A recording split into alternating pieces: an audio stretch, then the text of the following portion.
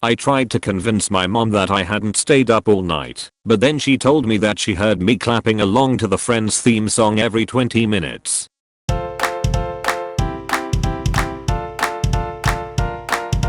Holy fuck, we have our windows open and we heard a blood curdling scream, so naturally I went to look out the window, because wow, is someone getting stabbed, and it is just my neighbor on his knees staring at a KFC chicken bucket spilled all over his driveway.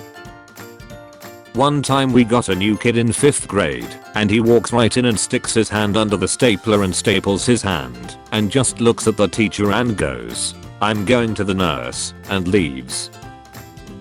My 4-year-old brother told me he was scared to grow up, and cried for like 10 minutes straight. Finally I asked why he was so scared, and he said he was scared of drinking coffee.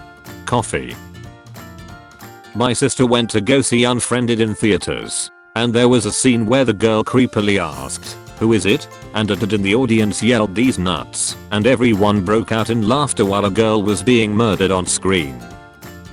At my 7th grade parent-teacher conference, my English teacher was telling my mom how insightful my poem was about my evil twin, and how fascinating it was that at my age I could recognize the dark parts of myself, but I was just talking about my twin brother, he was such a dick.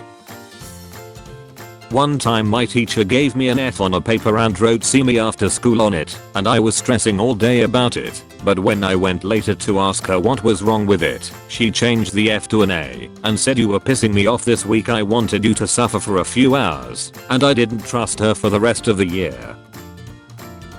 Our pilot was just like, "Ladies and gentlemen, I hope you realize you aren't on a normal flight."